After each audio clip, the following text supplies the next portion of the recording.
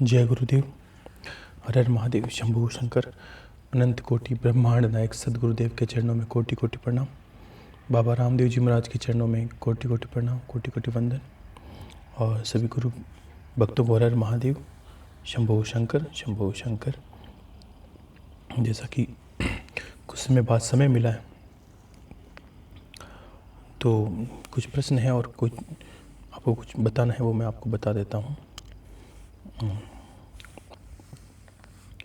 देखिए, सभी ने भक्ति की है और भक्ति पे अग्रसर भी हैं, और सभी सबसे श्रेष्ठ बात तो आप लोगों की ये है कि आप कर्म पे अग्रसर हो गए। जो कर्म की पृष्ठभूमि है ये, उस पर आप अग्रसर हैं और अच्छे अच्छे कर्म कर रहे हैं। मैं आपके कर्मों को जब भी समय मिलता है देखता हूँ गुरु भाई जी से फ़ोन लेके, तो बहुत अच्छा लगता है मुझे कि आपने कितने अच्छे अच्छे कर्म कर रहे हो। सोचिए कि आप उस ईश्वर की भांति ही हो गए हो जो जगत को पालन करता है। वो क्या करता है, सबको पालन पोषण नहीं करता है, तो उसके स्वरूप ही आप हो रहे हो। धीरे धीरे अपने आप को बदल रहे हो और बदल भी गए हो। और काफ़ी लोगों के अनुभव मैंने सुने, बहुत अच्छा लगा लोगों के जीवन का परिवर्तन को देखकर। उनमें से कुछ प्रश्न भी हैं लोगों के, जो देखो कभी कभी क्या होता है, एक प्रश्न होता है और जिज्ञासा है वो काफ़ी लोगों की होती है। उस प्रश्न से ही लोगों को बहुत उत्तर मिल जाते हैं। उन्हीं में है एक प्रश्न है, किसी माता ने किया है कि गुरुदेव, वो गुरु बहन, वो उनकी पत्नी और उनकी बेटी के कुछ करती है। उनका कहना है कि कोई गुरु बहन है, वो कहती है उनकी बेटी ही उनके लिए सब कुछ करती है, सारा पूजन का सामान और कपड़े भी वही लाती है, माता पिता के लिए बहुत कुछ करती है। क्या बेटी के पास से सामान लेना चाहिए? और कहती है कि उनको कुल देवी का पता नहीं चल पाया है, तो क्या करें? खड़ा हो, अगर दूसरी बनाती हूँ तो पहली का क्या करूँ? और शेषनाथ जी को, तो मैं एक एक प्रश्न को इनको समझाता हूँ।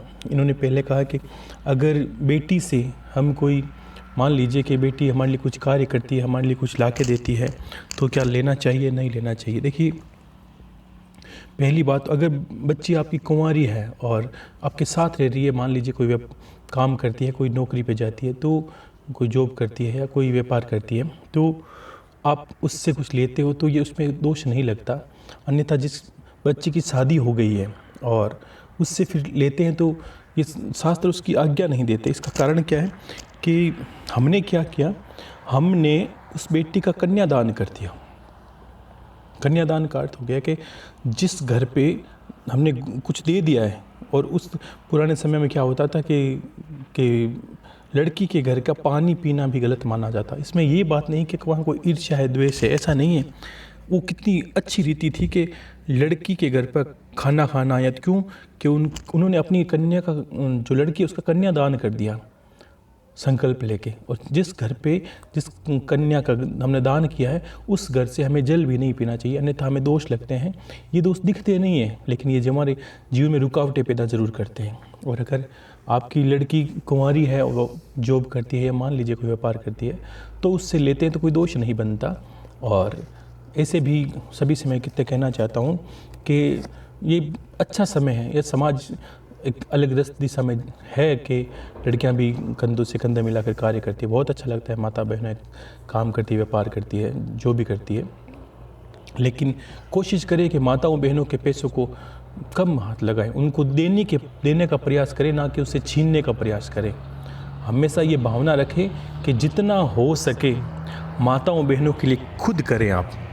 वो करती है तो उनके अगर पैसे पड़े हैं, पास में कुछ पड़े हैं, तो पड़े रहने दें, और हो सके तो अपना और दें जितना, क्योंकि नहीं लेना चाहिए उनसे, अच्छा नहीं लगता। बाकी वो घर के लिए करती, तो माता तो अगर घर का खाना बनाती है, कोई स्त्री लड़की खाना बनाती तो भी घर के लिए बनाती है, तो उनका समर्पण तो सर्वोत्तम है ही। लेकिन कोशिश करें कि माताओं बहनों को बड़ा चढ़ा कि उनके लिए कुछ करें, वो तो समर्पण का स्वरूप है ही।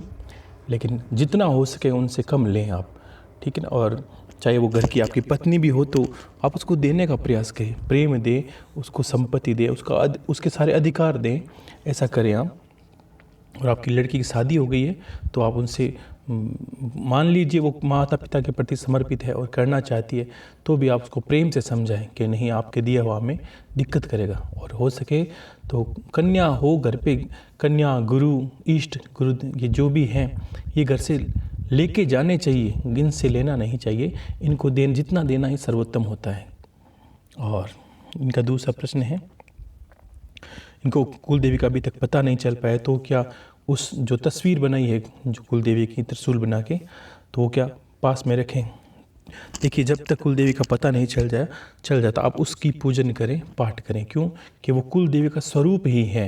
वो अपने आप में एक बहुत जागृत मूर्ति की बात है या तस्वीर की बात है, उसको हल्के में ना ले आप। और जब तक कुल देवी का पता ना चल जाए और कुल देवी का पता चल जाए उसके बाद उसको जल में विसर्जित कर दें। और इन्होंने प्रश्न किया आगे कि गुरुदेव, खड़ाऊ अगर दूसरी बनानी हो, उनकी मान लीजिए कोई खड़ाऊ कभी ऐसा जीवन में आए कि खड़ाऊ टूट जाए या कोई आपके मन में बदलने का इच्छा हो खड़ाऊ, तो क्या करें? तो आपको देखो, पहली वाली खड़ाऊ को चलते जल में विसर्जित करना है। जो गुरुदेव की खड़ाऊ होगी तो उसको क्या होना है, कभी पीपल के वृक्ष के कहीं नहीं रखना, उसको सिर्फ जल में ही विसर्जित करना है, अन्यथा कहीं नहीं रखें। और नई खड़ाऊ को धो साफ करके पूजन पाठ करके उसको पूजन के स्थान पर रख दें आप। और इन्होंने कहा कि भगवान शेषनाग जी का दूध नहलाना है या लड्डू को, इन्होंने कहा शाम को शेषनाग जी को दूध से स्नान कराना या अभिषेक करना। देखिए, अभिषेक और जो स्नान कराने वाली विधि है कोई देवताओं को कराते हैं तो कोशिश करें कि सुबह के समय कराएं, संध्या के समय सिर्फ धूप दीप करें। और सुबह के समय स्नान आदि जो क्रिया हैं, तो महादेव की शिवलिंग होगी हर घर पे, तो सुबह स्नान कराएं।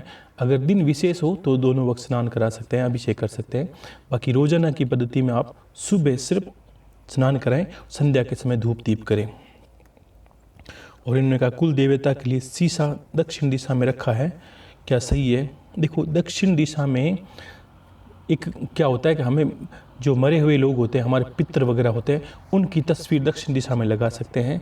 हमें कुल देवता, इष्ट देवता या हमारे जो आराध्य हैं उनकी तस्वीर कभी भी दक्षिण दिशा में नहीं लगानी चाहिए।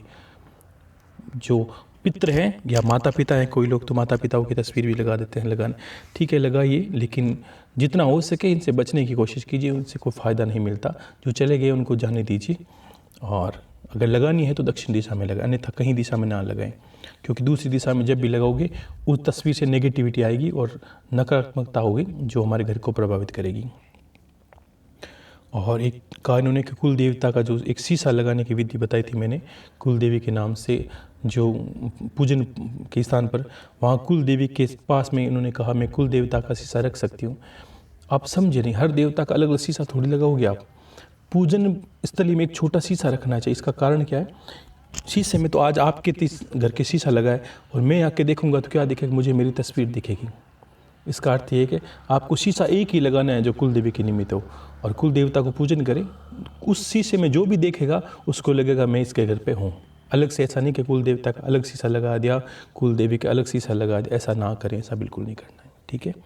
और एक इन्होंने प्रश्न और कर दिया, काफ़ी प्रश्न किए इन्होंने, कि केले का पेड़ घर पे लगा सकते हैं क्या? देखिए, केला विष्णु भगवान और बृहस्पति भगवान का स्वरूप होता है। अगर कोशिश करें कि ना लगाए, अगर लगा दिया है तो उसको पूर्ण शुद्धता से उसको पूजन पाठ करना पड़ेगा, अन्यथा वो दुष्प्रभाव देने लगेगा, ठीक है। लगा दिया है तो उसका पूर्ण सेवा करें, सुबह शाम उसके पास में, शाम को दीपक जलाएं, सुबह धूप करें, और उस पर ध्यान रखें कि उस पर कोई अशुद्ध चीज़ ना गिरे, अशुद्ध जल ना गिरे, ये आपको ध्यान रखना है, ठीक है। और एक प्रश्न किया है किसी ने, गुरुदेव आज मन कहीं नहीं लगता और अलग अलग, सबसे अलग रहने का मन करता है, ऐसा लगता है सबसे कट कर रहूं और एकांत रहने का मन करता है। तो फिर गुरुदेव, बच्चों से भी, बच्चों का काम भी रहता है घर पे और पूजन करने में लेट भी हो जाती है, तो क्या मैं अकेले कमरे में रहकर गुरु मंत्र का जप कर सकती हूँ? ऐसा प्रश्न उन्होंने किया है। देख लीजिए, गुरु मंत्र को जितना आवेश से करेंगे, मैंने एक बात बोली थी, गुरु मंत्र को बार बार, एक मैं सबको फिर से कहना चाहूँगा, हर 10-20 प्रश्नों में एक प्रश्न आते हैं गुरु भाई जी, इसमें लेता नहीं हूँ कि गुरुदेव मुझे दर्शन की अभिलाषा। देखिए, एक बात बोलिए कि मैंने अपना जो श्रेष्ठ था, अपना जो खजाना था, वो आपके घर पे भेजा। मेरी तस्वीर में क्या रखा है? गुरुदेव की तस्वीर है। अगर उनके होते हुए मेरी अगर पूजा करने लोगों की, ये तो मेरे लिए एक श्राप की बात ही हो जाएगा। अगर जहाँ शिष्य की पात्रता उसी में है कि वो अपने गुरु की सेवा करवाए, उसकी सेवा पूजा करवाए, तो मेरी पात्रता छीन के आप अपनी पात्रता बढ़ाओगे, ये मुझे अच्छा नहीं लगेगा। ऐसा कभी नहीं करें। जब तक कहूँ गुरुदेव की तस्वीर को पूजन पाठ करें, और गुरुदेव की तस्वीर के सामने आवेश से आप बार बार ये अनुभव आपने किए होंगे, किसी को कभी दर्शन होता है, किसी के संत के दर्शन होते हैं, वो गुरुदेव के तो हो गया सबको लगता है। इसका कारण क्या है कि आप जितना आवेश से करोगे आपके जीवन में कुछ घटित होगा, और ज़्यादा भक्ति भाव से आवेश में अगर मंत्र गुरु मंत्र करोगे तो विरक्ति सी आने लगेगी।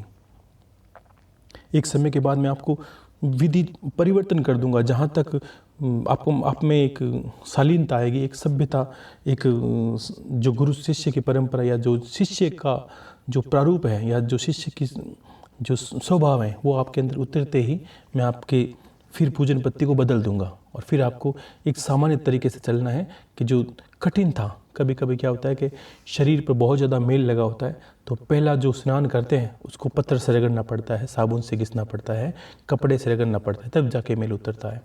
और फिर हम रोज़ स्नान करते हैं तो हमें उतनी औपचारिकता करने की कोई आवश्यकता नहीं, फिर साधारण स्नान करने से ही चल जाएगा। ठीक है, तो एक विधि के बाद मैं आपको ऐसा बताऊंगा। और आवेश से आप मंत्र करती है तो निश्चित है, इसलिए आपको एकांत कटने का मन करेगा।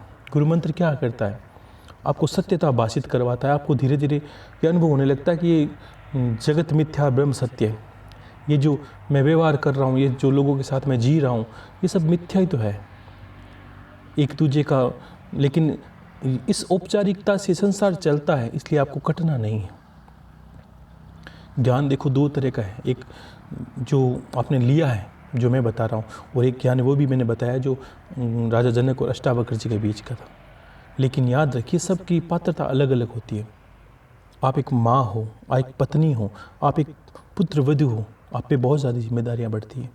फिर आपने कहा कि गुरुदेव मतलब सब लोग पूजन पाठ में मंदिर में पूजा करते हैं, मुझे समय नहीं मिलता, तो मैं कैसे समय निकाल के। देखिए एक बात सोचिए, पति की सेवा करती है तो सोचिए मैं ईश्वर की सेवा कर रही हूँ, बच्चों का पालन करती है तो सोचिए मैं गुरुदेव की सेवा कर रही हूँ। अंतर में भाव गुरु का होना चाहिए, आपके सारी सार्थकता हो जाएगी। मन में आपको जितनी छूट है माताओं बहनों को, हर देवी देवताओं ने, यहाँ तक महादेव का वरदान है कि अगर पुरुष करोड़ों जप करे, स्त्री कुछ हजारों या लाखों जप कर ले, तब भी मैं उसको सिद्ध हो जाऊँ, तब भी मैं उसकी कार्य कर दूँ।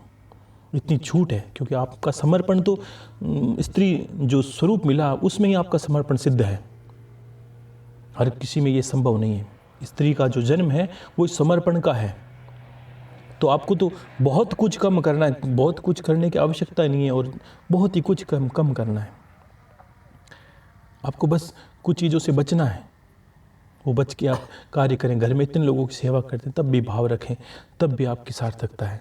और एकांत जप कर सकती है, आपको लगे मेरा मन अशांत है, मैं किसी कमरे में बैठकर गुरु मंत्र का जप कर सकती हूँ तो कर सकती हैं। लेकिन जो गुरु मंत्र में कितनी मैंने छूट दी आपको कि उठते बैठते चलते याद कीजिए, आपका जीवन आसान हो जाएगा। आपको लगेगा कोई शक्ति है मेरे पास चलती रहेगी। ऐसा इतना मत बंधिए कि मान लीजिए कि अब आपकी सास भी होगी, आपके पिता भी होंगे, बच्चे भी होंगे, उनका सबके कार्य छोड़कर आप पूजन में लग जाएं, वो भी गलत होता है। जिम्मेदारी उससे को निभाते हुए भक्ति करनी है, ये मैंने कहा है। ठीक है, तो वो भक्ति करें आप, और एकांत समय मिले तो गुरु मंत्र का जप करते रहें। और अशांत जब मन होगा और आवेश से गुरु मंत्र का जप करेंगे तो गुरु मंत्र आपको सबसे काट देगा। आपका मन ठीक वैसे ही, अभी जो कह रही है आप वैसे ही लगेगा कि किसी के साथ बोलने का मन रहने का नहीं करेगा। और इन्होंने कहा गुरुदेव मुझे स्वभाव थोड़ा गुस्सेल हो गया, क्यों कि ध्यान रखिए कि गुरु मंत्र करते हुए ज्ञान का उदय होता है और इंसान शांत होने लगता है। और शांत इंसान को कुछ भी सुहाता नहीं। अब परिवार के अंदर तो कोई झूठ भी बोलता है, कोई कुछ गलत भी कर देता है, लेकिन आपको अगर गुस्सा आएगा तो आप कुछ गलत कर देंगे। तभी तो जो साधना करते हैं, जो साधक होते हैं, उनको ये बोला जाता है कि आपको गुस्सा कभी भी नहीं करना। क्यों कि गुरु मंत्र में एक ऊर्जा होती है, वो ऊर्जा अगर किसी पे गुस्सा करोगे, पति है, बच्चा है, माता है, पिता है, तो उसके जीवन को बदल देगी, उसके जीवन का सत्यानाश कर देगी। इसलिए हमें अपराध हो जाता है। मान लीजिए कोई निर्दोष है, आप एक गुरु मंत्र करते करते संत की बात है, आपका स्वभाव हो जाता है, ऊर्जा शक्ति बढ़ती है मंत्र से, तो आप में वरदान और नहीं तो गुस्सा कोई भी चीज़ करने में आप धीरे धीरे अनुभव करोगे कि बहुत चीज़ें आपके कहने से घटने लगी है। इसका अर्थ ये नहीं कि मुंह से कुछ भी बोल दें, संयम रखना पड़ता है। अनुभव होने लगते हैं आपको, पहले ये गलत होगा, ये सही होगा, ये अनुभव हो जाएंगे। इसका अर्थ ये भी नहीं निकलता कि हर किसी की भविष्यवाणी करते फिरे हम। साधनाओं की जो ये अंदर इधर सिद्धियों का ऐसे अपना प्रादुर्भाव होता है। आपको अनुभव होगा ये कि गुरुदेव आजकल तो मैं 100 के बारे में सोचती हूँ, 100 में से 90 बातें मेरी सत्य निकलती है। आपकी 6th सेंथ जिसको बोलते हैं थर्ड आई, वो आपकी जो इमेजिन करने की वो शक्ति बढ़ रही है। आपको देखते ऐसा भान होगा ये सही है, ये गलत है, लेकिन इसका प्रदर्शन नहीं करना। बहुत से लोग प्रदर्शन में मारे जाते हैं कि बस 10 बातें सत्य हुई नहीं कि बैठ गए कि बस अब तो मैं को बोलूँगा वही होगा। नहीं होगा, ऐसा नहीं करना है, ठीक है ना। और हर वक्त गुरु का सानिध्य महसूस करें कि गुरुदेव आप मेरे साथ हैं, मैं बोलूँगा तो संयम रखूँगा। आपने कहा गुस्सा हूँ तो ये सोचिए, गुरु मंत्र करते हैं तो ये विचार करिए गुरुदेव हमेशा देखते हैं मुझे गुस्सा नहीं करना है। आपका गुस्सा परिवार में उचित नहीं है, नहीं तो आप सबके साथ उल्टा घटा दोगी, ठीक है ना। आप नहीं चाहोगे पति के साथ कुछ गलत हो, परिवार है 100 बातें हो जाती है, लेकिन आपको संयम बरतना है क्योंकि आप मंत्र जप करने वाले हो। और जो जापक होता है चाहे कुल देवी का, उसके मुख में ऊर्जा का वास होता है, ये समझिए। मुख में वरदान और मुख में श्राप होता है। उसके क्रोध करने से सामने वाले को ज़्यादा नहीं तो कुछ तो परिवर्तन आएगा ही। आपने किसी पे क्रोध किया, आपने बोला नहीं, तो भी उसके जीवन में वो आगे जाएगा, कहीं उसके साथ गलत होगा ही होगा, निश्चित तौर पर होगा, क्योंकि आप जापक हो, ठीक है। अपनी ऊर्जा को महसूस करें, ऊर्जा शक्ति को सही दिशा में लगाएं, किसी का भला सोचें। अगर करने की इच्छा हो तो क्या करने, गुरु मंत्र जप करते ही हैं।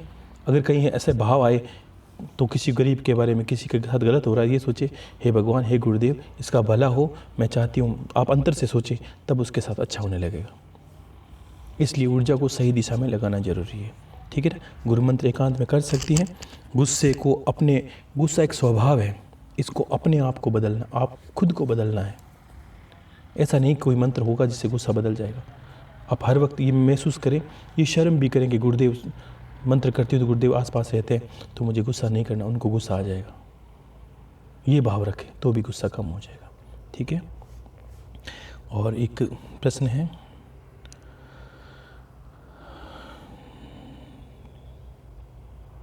एक लिखा है, संगीता जी उत्तर प्रदेश से हैं। गुरुदेव सभी काम आपकी वजह से अच्छे होने लगे हैं। मेरे घर में मेरा मान सम्मान भी बढ़ा है, लेकिन पहले लोग मुझे पूजा नहीं करने देते, अब वो घर वाले भी मेरे सब साथ में हैं। लेकिन नवरात्रि नहीं कर पाती हूँ, कोई बाधा आ जाती है। इनका कहना है कि सब काम तो इनके सही हो रहे हैं, लेकिन नवरात्रि करती है जब कुछ ना कुछ बाधा आ जाती है। अगर नवरात्रि करने पर बाधा आती है, इसका मतलब अभी तक कुल देवी आपकी प्रसन्न नहीं है। एक बार माता को विशेष तौर पर मनाएं किसी तरह। अगर नवरात्रि में बाधा कर देती तो इसमें माता मान लीजिए कोई कुपित हो जाती है, कोई हमसे दोष हो जाती है, गलती हो जाती है, कोई बड़ी बात नहीं है। आपकी माँ है, आप मनाएं। और कभी दिन विशेष में या कोई दिन अच्छा हो तो माता के निमित्त कुछ करें, मंदिर में जाके कुछ करें, और किसी भी देवी मंदिर में कोई दान दक्षिणा देकर माता को प्रसन्न करने की कोशिश करें। फिर आदेश लेके कि माँ आइंदा में जो नवरात्र करूँ उसमें मेरा विघ्न ना हो और मेरे काम सफल हो। निश्चित तौर पर सफल होंगे, मेरा आशीर्वाद है। खुश रहिए। अब एक प्रश्न है, जय गुरुदेव और माता की भक्ति करती हूँ। जय गुरुदेव, किसी ने प्रश्न किया, गुरुदेव मैं माता की भक्ति करती हूँ, सब अच्छा जा रहा है, लेकिन पति शराब पीता है और गलत औरत के संगत में है, लेकिन आपके दिए ज्ञान और पूजन से सब अच्छा हो रहा है और माता की कृपा भी बहुत है, लेकिन पति के स्वभाव से दुखी हूँ, जो पूजन पाठ भी नहीं करते हैं। और औरत कैसे पति व्रता हो। उनका कहना है कि अगर पति गलत संगत में है तो मैं कैसे पतिव्रता का पालन करूं और पति की सेवा कैसे करूं। जो आपका आदेश हो प्रभु वैसे मैं वही करूंगी। सहन शक्ति तो बहुत बढ़ गई है गुरु मंत्र से, गुरुदेव की वजह से आपका अनंत आभार। देखिए ये जो प्रश्न है ये बहुत ही कितना गलत स्वभाव है इनका। एक विचार करिए कि ये जो पत्नी है, जो भी मैं नाम नहीं लूँगा, तो इन्होंने कितना अच्छा लिखा है कि गुरुदेव मैं भक्ति करती हूँ, पूजा पाठ करती हूँ, सब अच्छा जा रहा है और मुझे अच्छा लग रहा है। लेकिन अब देखिए स्त्री होकर इसमें इतना परिवर्तन आया कि वो पति पे गुस्सा नहीं करती, जबकि उनको पता है कि पति शराब भी पीते हैं, गलत औरत के संगत में भी हैं। और लेकिन ये कहती है कि बस मुझे गुरुदेव, मुझे तो आपने जो ज्ञान दिया उसके अनुसार चलना है, मेरे साथ अच्छा हो रहा है, सब कुछ अच्छा हो रहा है, लेकिन वो पूजन पाठ नहीं करते, अब गलत संगत में है, तो मुझे कैसे पतिव्रता रहूं, ये भी अच्छी बात की इन्होंने। देखिए आपके लिए उदाहरण देता हूँ कि रावण की पत्नी मंडोदरी पतिव्रता थी और सती थी। मेघनाथ जी की पत्नी सती थी। इन स्त्री काफ़ी लोगों में ये बात है। आजकल तो देखो ये जो भोग विलासिता है ये इतनी बढ़ चुकी है लोगों के अंदर। अब शर्म आने की बात है, एक पत्नी है आपके घर पर जो आपको समर्पित है, आपके लिए घर बार सब छोड़ के आपके शरण में है, आपके संग है, आपके सुख दुख में भागीदार है। उस पत्नी के साथ कोई इंसान आप ऐसा कैसे कर सकते हो? 100 झगड़े होते हैं, 100 बातें होती है, लेकिन इतना ये सबसे घिनौना काम है कि आप एक तो शराब पीते हो, दूसरी औरत के संगत में रहते हो। ये आप सोचिए कि निर्लज्ज की भांति कार्य है। क्यों कि जीवन सदा, ये जवानी नहीं रहेगी, सदा ऐसा नहीं रहेगा। आपके चेहरे को देखकर भी लोग घिन करेंगे, ध्यान रखना। ऐसा भी चेहरा बनता है बुढ़ापे में कि लोग आपके चेहरे को देखना पसंद नहीं करते। उस वक्त आप रोगे, गिड़गिड़ाओगे भगवान का नाम लेकर और अपने कर्मों को याद करोगे, ध्यान रखना कि हे प्रभु गलत ही गलत किया है, अब गलत होगा। और उस वक्त आपका शरीर भी उत्तर दे देगा, क्योंकि एक समय के बाद कुछ नहीं रहता, कोई शोक नहीं रह सकता, कुछ नहीं है जो आपके साथ चले। तो ऐसा कभी ना करें। मैं बार बार कहता हूँ, जो शराब व्यसन करते हैं, शराब तो सबसे गंदी चीज़ है। जो शराब व्यसन करता है वो कुछ भी कर सकता है। सत्य बताऊं तो उसको माता और पत्नी में फ़र्क भी नहीं महसूस होता। ऐसे गंदे गंदे लोग शराब पीते हैं। क्यों कि जिससे मति भ्रमित हो। इससे अच्छा तो लोग कुछ, हम लोग जिनको बोलते हैं मांस मदिरा, गलत ये भी है, मांस वगैरह एकदम नाग निकृष्ट है, लेकिन मैं उससे भी गंदा मांस जो शराब को कहूँगा। क्यों कि जिसमें होश भी नहीं रहता।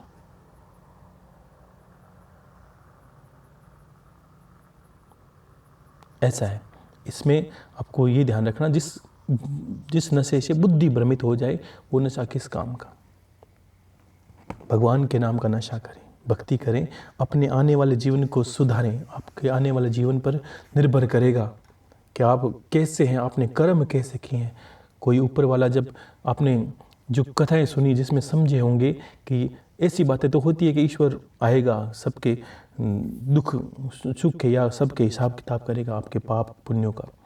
तो ये महसूस करें कि एक दिन ऐसा होगा ज़रूर कहीं ना कहीं, और उस वक्त आपको ये सारे कर्म भोगने पड़ेंगे। ध्यान रखना, आप बच नहीं सकते। और आज अच्छे कर्म किए हैं तो सीना तान के खड़े रहोगे, कहीं ना कोई पूछेगा ज़रूर आपको। ध्यान रखना, ऐसा मत सोचना कि आगे कुछ नहीं, ये कभी नहीं हो सकता। आपको नहीं दिखता इसका अर्थ ये नहीं कि आगे कुछ नहीं है।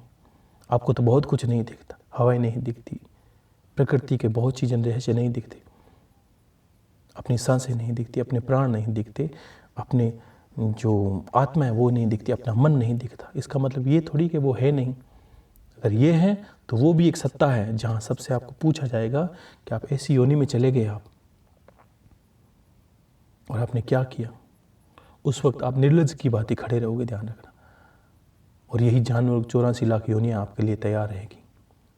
लेकिन कम से कम जो गुरु मिले हैं उसके अनुसार, जो ईश्वर की भक्ति का मौका मिला है, कम से कम सीना तान के तो खड़े रहें कि हाँ, मैंने चाहे एक कुत्ते को रोटी भी डाली है प्रभु, मैंने एक अच्छा कर्म किया है, मुझे स्वाभिमान है अपने मनुष्य होने पर, मुझे गर्व है कि आपने मुझे मनुष्य जन्म दिया और मैंने आपके बताए अनुसार, गुरु के बताए अनुसार कर्म किए, और ये मेरे कर्म हैं।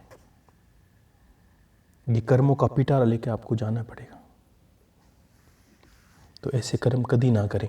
और माताओं बहनों जो सुन रहे हैं, देखो आज तो मीडिया का ज़माना, कितने लोग सुनते हैं, तो सबसे यही कहूँगा कभी भी दुर्व्यसन ना करें। और हो सके तो कोई आपके पहचान में कोई मित्र भी करे तो उसको छुड़वाएं, क्योंकि ये तो इससे ज़्यादा पुण्य हो ही नहीं सकता। क्योंकि शराबी घर जाके क्या करता है किसी को नहीं पता, झगड़ा मारपीट ये सब करेगा वो, तो उसको छुड़वाएं। इसमें भी इससे बेस्ट, जो श्रेष्ठ है और बेस्ट है, वो पुण्य क्या हो सकता है भला। आप ऐसा करें। और आपके लिए मैं यही कहूँगा माता कि आप चिंता ना करें, सब गुरु पे रखें। और कितना भी निष्ठुर इंसान हो, लेकिन आप अपने सत्य पर अटल रहेंगी, उसको रास्ते पे आना पड़ेगा। उसको आपके पति भी हो, लेकिन उसको आपको पैरों में गिर के माफ़ी मांगनी पड़ेगी। समय लगेगा, कोई बात नहीं, लेकिन आप गुरु की वाणी पे विश्वास करें। कितना भी कोई जड़ क्यों ना हो, कितना भी कोई राक्षस प्रवृत्ति का क्यों हो, अंत में उस रावण जैसे को भी राम के पैरों में गिरना ही पड़ता। क्यों? राम क्या है? राम एक सत्य है, एक भक्ति है, एक ईश्वर है। वैसे ही सत्य इंसान के सामने कि झूठ जिए, सच जिए 1000 दिन और झूठ जिए 2 दिन, ठीक है ना। तो झूठ का सहारा ज़्यादा नहीं ले सकते इंसान, और ऐसी दुर्व्यसनों का सहारा भी ज़्यादा नहीं ले सकते। और एक प्रश्न है, गुरुदेव आपके दर्शन कब होंगे? आपके दर्शन की प्यास है, दूसरी कोई कामना नहीं शेष थी आपके दिए ज्ञान के बाद। ये उत्तर प्रदेश हैं कोई डॉक्टर अतुल नाम से, और इन्होंने कहा गुरुदेव आपके सिर्फ दर्शन की कामना है और कोई कामना नहीं है। अब काम करते हैं तो भी सेवा का भाव रखते हुए करते हैं गुरुदेव, और दुखी और बीमार को ईश्वर का स्वरूप समझ करें। इनका कहने का अर्थ ये डॉक्टर हैं और मरीजों की सेवा भी करते हैं तो ईश्वर का स्वरूप समझ के करते हैं। क्या पता हमको डॉक्टर इसलिए बनाया गया है, अब आपका ज्ञान मिलने के बाद ऐसा भाव आ गया है कि पहले हम अपने आप पर गर्व करते थे कि मैं डॉक्टर हूँ, लोग मेरे पीछे घूमते हैं, पैरों में मेरे गिरते हैं और मेरा सम्मान करते हैं, इस स्वाभिमान में मैं जीता था। बस अब ईश्वर और गुरु का दास बन के सेवा देता हूँ और जीवन जीता हूँ, और पैसे बहुत हैं और उसमें कुछ हिस्सा मंदिर और गरीबों के लिए और जीवों के निमित्त भी कुछ करता हूँ। पहले अपने आप को सम्मान की दृष्टि से देखता था और आज कुछ महीनों में लोग मुझे भगवान समझने लगे हैं। इसका कारण क्या है कि मैं गरीबों की सेवा करने लगा हूँ साथ साथ में। और पहले मैं अपने आप को डॉक्टर समझता था, अब लोग मुझे डॉक्टर तो समझते हैं, उसके साथ भगवान की दर्जा भी देने लगे हैं। ये सब गुरुदेव आपकी कृपा है। मैं गरीब लोगों के लिए फ़ीस भी नहीं लेता और उसके लिए शाम को 2 घंटे में फ्री में देखता हूँ। और जैसे ये परिवर्तन मेरे जीवन का अंग बन गया है और तब से शरीर में एक अलग सी शक्ति का अनुभव कर रहा हूँ। गुरुदेव मेरी आप प्राण हैं और मेरी आत्मा ही आप हो। सत सत नमन। देखिए बहुत अच्छी बात इन्होंने लिखी कि एक डॉक्टर भी हैं, क्योंकि जो बीमार होता है उसको सबसे पहले ईश्वर से पहले भी डॉक्टर से मिलना पड़ता है। और आज ये डॉक्टर होके इन्होंने एक समर्पण में कितना अच्छा लिखा है कि गुरुदेव पहले एक अभिमान था कि मैं डॉक्टर हूँ, मैं कुछ बन गया हूँ। होता है क्योंकि आज आप पढ़ लिख के बने हो तो अभिमान तो होता ही है, लेकिन आज ये सोचिए कि इनके भाव बदले तो इन्होंने सेवा का साथ साथ अवसर चुना। पैसे तो आते ही हैं, फीस भी मिलती है, लेकिन उन्होंने कहा कि गुरुदेव लेते हुए भी भाव अच्छे रखता हूँ और गरीबों कोई गरीब होता है तो उसको फीस भी नहीं लेता, तो लोग भी आज उन्हें भगवान का दर्जा देने लगे। तो मैंने एक बात बहुत पहले अमृतवाणी बोली, आप सभी भगवान ही तो हो, सिर्फ अपने आप को देखने की ज़रूरत है। एक असुर में और एक देव में क्या परिवर्तन है, आपने कभी गौर किया? एक रावण में एक राम में क्या परिवर्तन है? मर्यादा पुरुषोत्तम श्री राम है और मर्यादा का खंडन करने वाला रावण है। अगर रावण मर्यादा धारण कर ले तो रावण भी राम बन सकता है, और राम मर्यादाओं का उल्लंघन कर ले तो राम भी रावण बन सकता है। ये है क्या? भावों का तो स्तर भाव का खेल ही।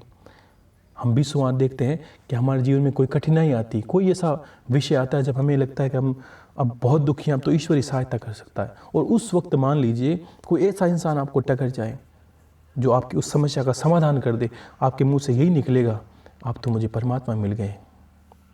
तो इसका अर्थ क्या है? परमात्मा ही सबके अंदर विराजमान है। भाव से ही परमात्मा की उत्पत्ति होती है। एक मूर्ति में परमात्मा नहीं होते, लेकिन भक्त की भक्ति इतनी प्रगाढ़ होती है, करते करते वो राम राम राम करते करते उस मूर्ति में राम को स्थापित कर ही देता है अंत में अपने भाव से। किसी भी चेतना को विकसित करने के लिए, मूर्ति में चेतना को विकसित करने के लिए सबसे पहले अपनी चेतना को जगाना पड़ता है कि आप हो क्या। आज लोग कितने झगड़े करते हैं, ये हिंदू है, ये मुसलमान है, ये वो है, ये वो है। तो एक बात सोचिए कि हम सनातनी हैं, हम हिंदू धर्म को मानते हैं, हम संतों की परंपरा को मानते हैं, तो शुरू से शुरू करते हैं। कोई एक ऐसी पुस्तक, कोई एक ऐसा पुराण, कोई ऐसा भागवत जहाँ पर इन चीज़ों का वर्णन आया है, तो मैंने ऐसी पुस्तक पढ़ी नहीं अभी तक कि जिसमें ऐसा वर्णन आया है कि मनुष्य मनुष्य में वर्ण है। 4 वर्ण बताएं, लेकिन उसका अर्थ मैं बता चुका हूँ। तो ये फिर हिंदू कौन है, ये मुसलमान कौन है, ये सिख कौन है, ये कौन है? सब जगह मनुष्य का वर्णन किया गया, सब जगह इंसान का वर्णन किया गया। ये बाद में पंथ बने, हिंदू में भी जैन एक पंथ है, बौद्ध एक पंथ है, वैसे पंथ बने। एक संत के पीछे कोई कुनबा चलता है तो उस संत की परंपराओं को मानने लगता है, अच्छी बात है, वो संत का एक पंथ हो गया अलग, धर्म नहीं है। लेकिन ये सोचिए कि उस झगड़ों में पड़ा क्या है। अगर जब मैं कहता हूँ कि अगर जो भक्त होता है उसको कण कण में ईश्वर दिखते हैं, तो आपको मस्जिद में दिख जाएंगे, आपको चर्च में भी दिख जाएंगे। आप ईश्वर को मानने वाले हो, आप ईश्वर को मानने वाले हो तो इस पूरी प्रकृति को मानो, जड़ चेतन सबको मानो। चींटी में देखते हो तो एक इंसान में भी देखो। घृणा मत करो, इसी से ईर्ष्या मत करो। हाँ, मैं ये नहीं कहता कि आपको गलत लोगों से ईर्ष्या नहीं करनी। देखो गलत क्या है, पहली बात ये समझिए कि चंद इंसान सब धर्मों में, सब पंथों में गलत होते ही हैं। उनके पीछे आप पूरा सब समाज को गंदा नहीं कर सकते। अगर आप कहते हो कि मुस्लिम लोग गाय को काटते हैं, तो बहुत लोग, मुझे मैं जानता हूँ कि गाय को खाते भी हैं, वो भी हिंदू हैं। इसका अर्थ क्या निकलता है? और बहुत से लोग, इंसान मुस्लिम ऐसे भी कुछ लोगों को मैं जानता हूँ जो हिंदू धर्म को भी मानते हैं, सभ्यताओं को मानते हैं, अच्छे से जीवन जीना चाहते हैं। और बहुत से हिंदू लोग भी ऐसे हैं जो अपना कुनबा बनाने के लिए, अपनी राजनीति को सिद्ध करने के लिए बहुत गलत करते हैं, बहुत व्यभिचार करते हैं।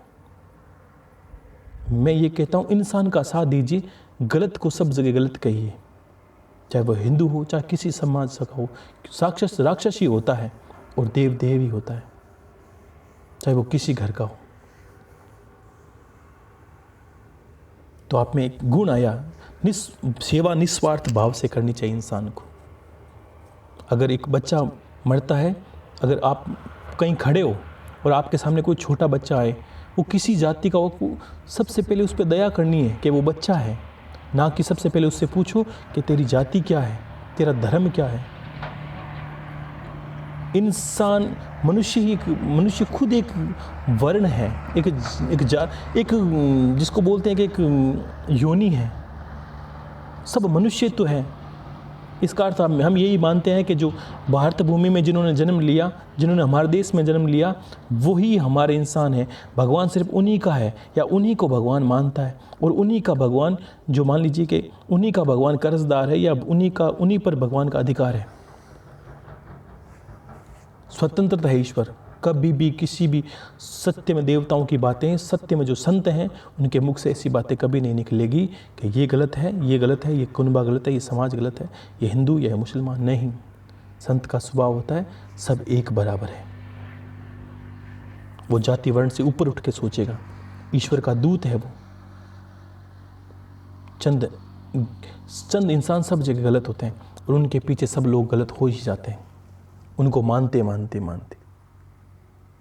तो ऐसे बातों में कलम, सेवा निस्वार्थ भाव से करनी चाहिए, बिना किसी जाति वर्ण के पूछे हुए। और गलत चाहे हिंदू हो, चाहे मुसलमान, किसी भी पंथ का हो, गलत ही होता है।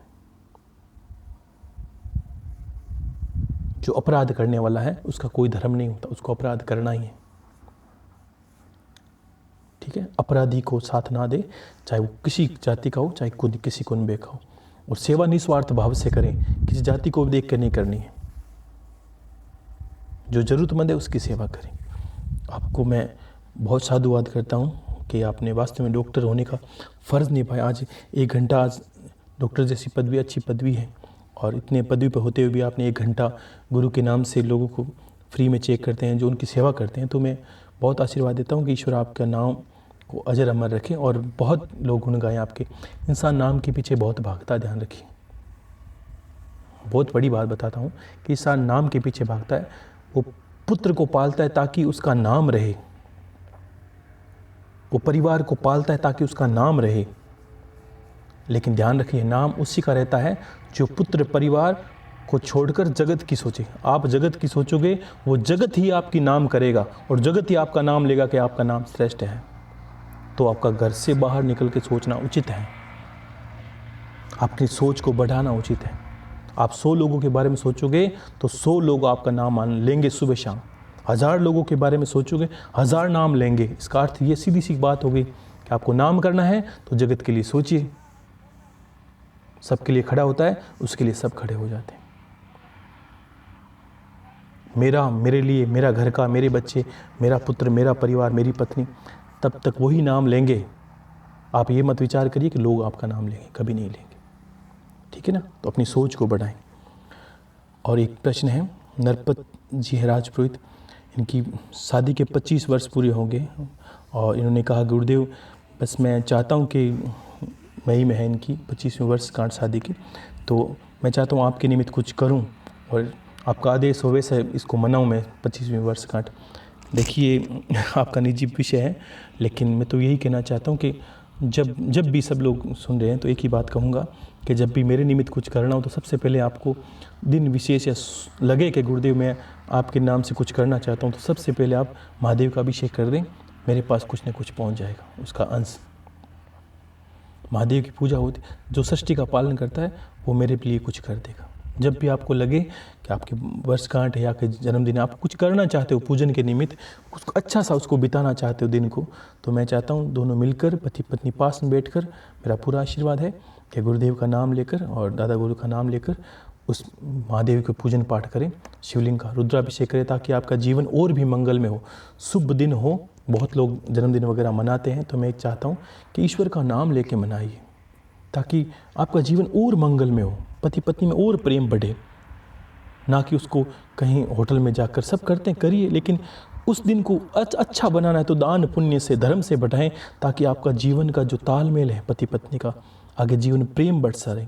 परिवार क्या है? प्रेम के लिए। वो प्रेम बढ़ा रहे आप में एक एकता बनी रहे, आप एक दूसरे को समझें, प्रेम की भाषाओं को समझें, और वो ईश्वर के आशीर्वाद के बिना संभव नहीं है।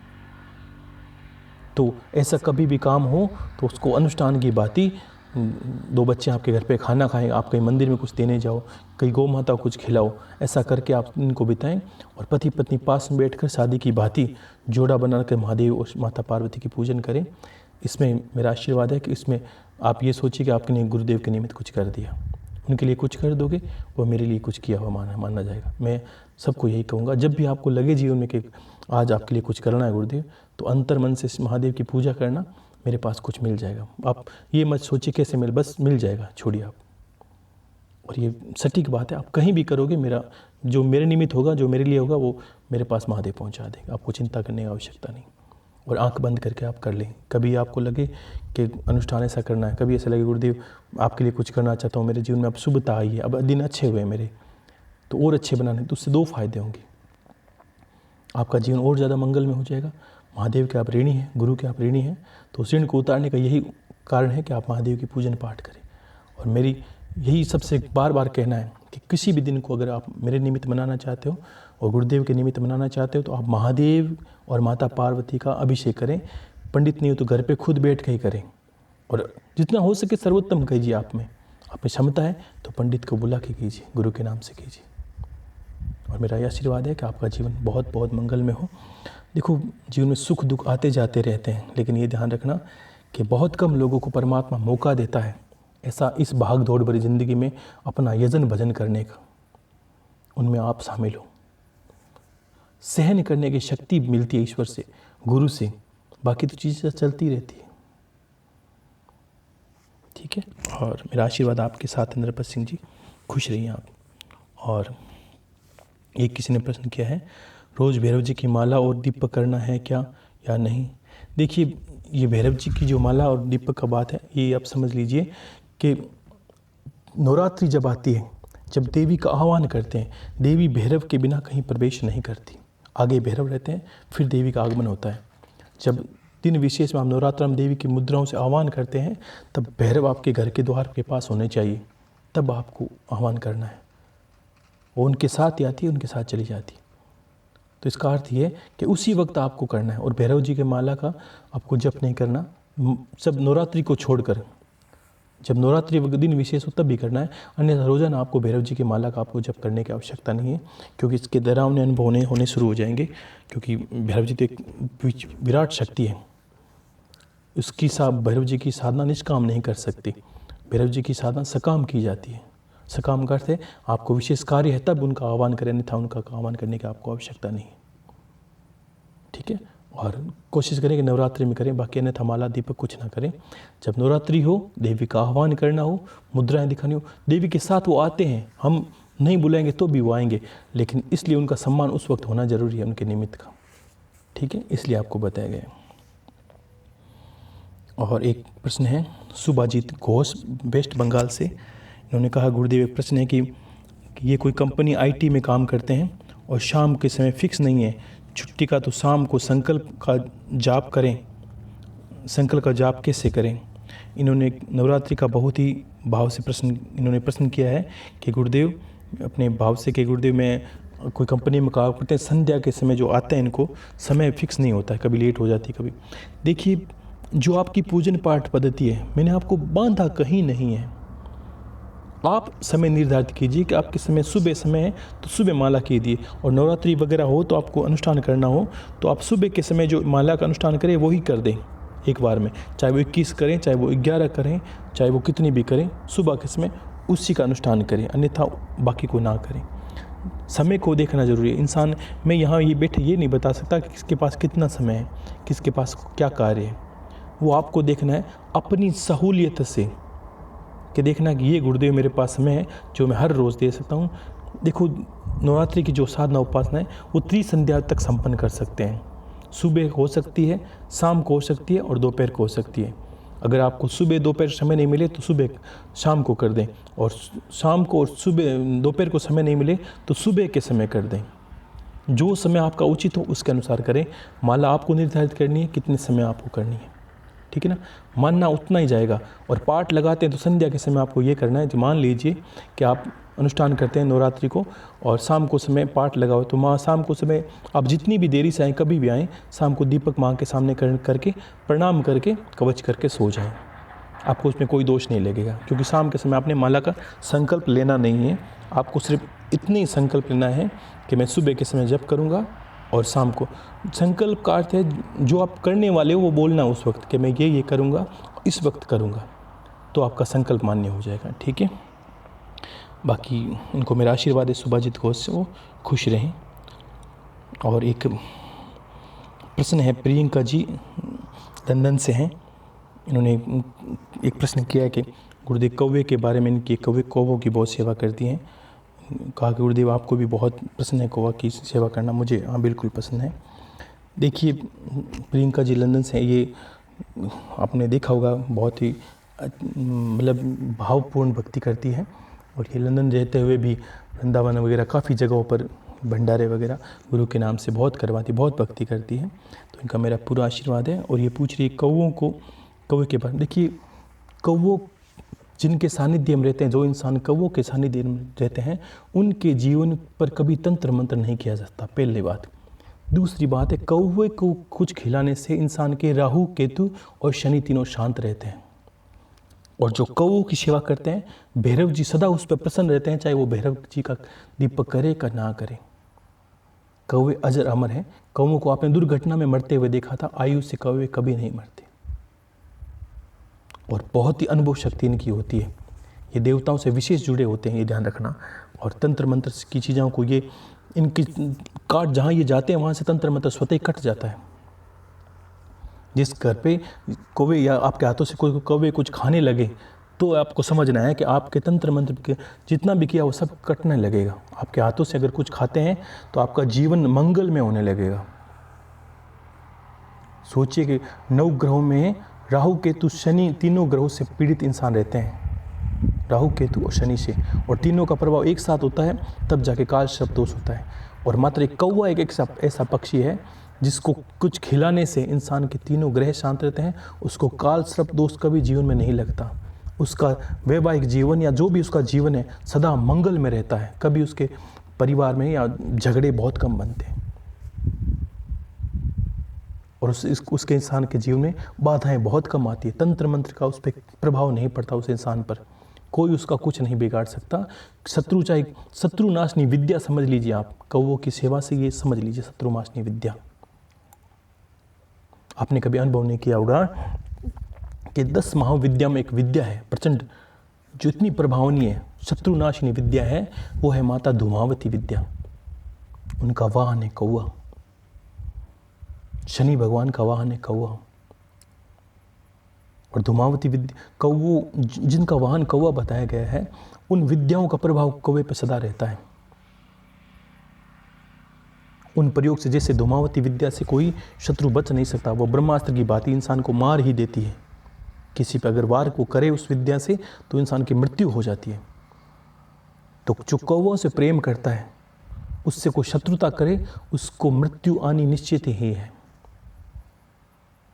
क्योंकि कौवा भी हर किसी के हाथ से खाता नहीं, ये ध्यान रखना। उसको पता है कि आप चापलूस से खिलाओगे नहीं खिलाओगे। आपके अंदर जब प्रेम होगा तब भी कौवा आपके हाथ से खाएगा, नहीं था कौवा खाएगा नहीं। आप खिला के देख लेना, चलते ही आप कौवे को नाकना कभी नहीं आएगा, कुछ दाना डाल नहीं आएगा।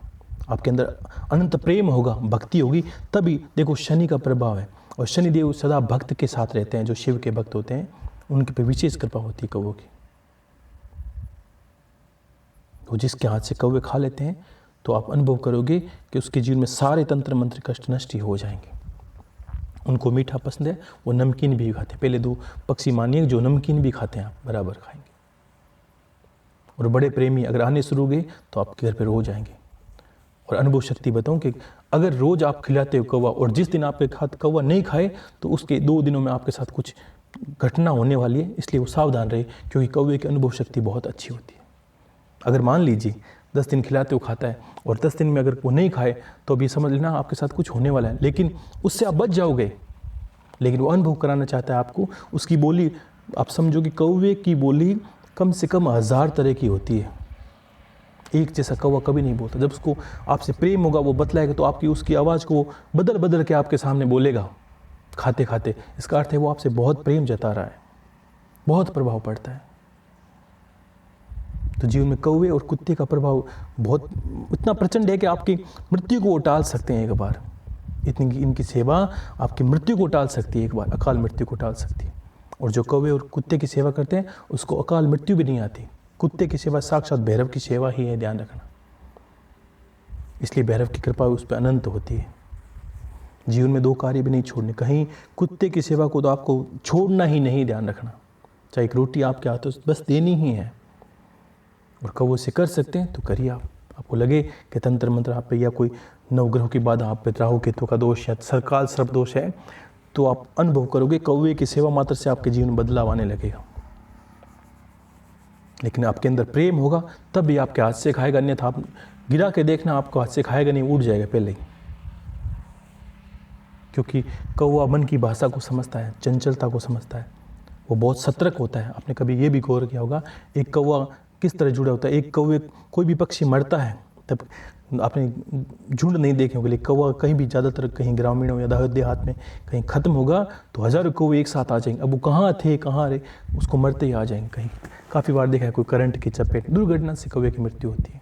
लेकिन जब होती है तब 1000 कौवे उसके पास आ जाते हैं। उसका कनेक्शन जुड़ा हुआ प्रकृति से बहुत बड़ा।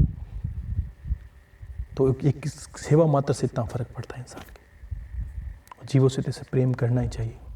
कौवे की सेवा इंसान को बहुत सफल बनाती है, बहुत सफल बनाती है। और भक्ति में जब आपके अंदर अनंत भक्ति होगी तब भी कौवे आपका भोजन खाएंगे और आपका इंतज़ार करेंगे कि आप आपका भोजन गिराने वाले हो। नहीं मानो तो आप गिराओ, एक दिन दूसरे इंसान से गिरवा के देखो तो आप अनुभव करेंगे उससे हाथ से खाएंगे नहीं। ये फ़र्क है कौवे का। और प्रियंका जी, इनका भी अभी 2 दिन पहले एनिवर्सरी का था, इनकी शादी की सालगिरह, तो इनको भी और इनके पति नवीन जी, उनको भी मेरा पूरा आशीर्वाद है कि ये बहुत ही शालीन भक्त हैं।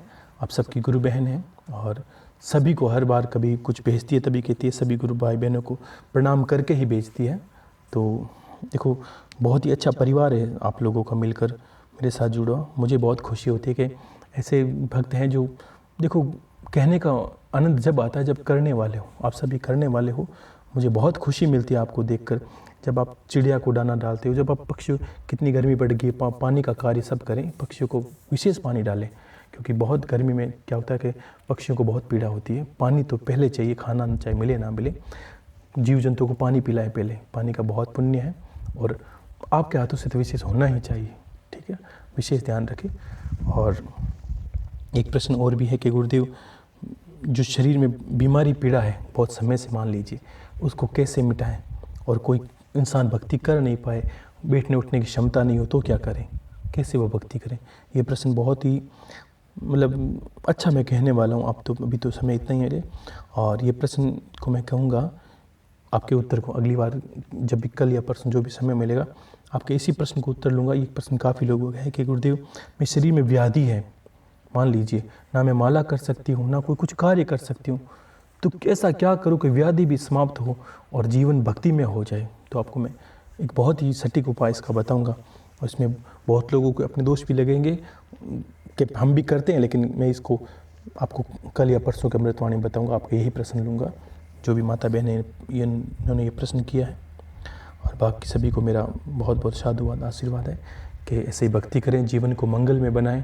और वाकई में आप सब लोग धन्यवाद के पात्र हैं, और मुझे बहुत आनंद आता है आप सब लोगों को बताने में कि आप करते हैं तब मुझे बहुत खुशी मिलती है कि इंसान एक कर्म भूमि पे जो जिसने जन्म लिया है और ईश्वर का अंश होकर अगर वो सत्कर्म ना करें, अच्छे कर्म ना करें, अगर आपके प्रभाव से 10 लोगों का जीवन नहीं बदले तो आपका जीवन जिया हुआ सार्थक भी नहीं है। अगर आपने ज्ञान लिया है, कुछ माताओं बहनों प्रश्न करती है गुरुदेव आगे ज्ञान को फैलाना चाहिए, हम कहें आप आदेश करिए। देखो इसमें कोई आदेश नहीं करना होता है। ज्ञान एक गंगा की भांति होती है, जो सत्य है उसको फैलाइए। आप जो विधि बताएंगे धीरे धीरे वो भी फलित होगी। मैं आशीर्वाद देता हूँ। किसी ने बीच बीच छोटे मोटे प्रश्न किए, किसी ने कहा गुरुदेव मैं परिवार के लोगों 40 दिन की विधि बताऊँ, दीपक या मनोकामना विधि बताऊँ या और भी विधियाँ हैं। देखिए मैं सबको आशीर्वाद देता हूँ कि सबके जीवन में वो विधियाँ फलित हो। आप आगे बताएं, आप खुद करेंगी प्रेम से और आप आगे बताएंगे तो आगे वाला भी आपके गुणगान करेगा। आप बताइए, निश्चित तौर पर बताइए। मेरा आशीर्वाद आपके साथ है और सदा खुश रहें। हर हर महादेव। शंभो शंकर, शंभो शंकर।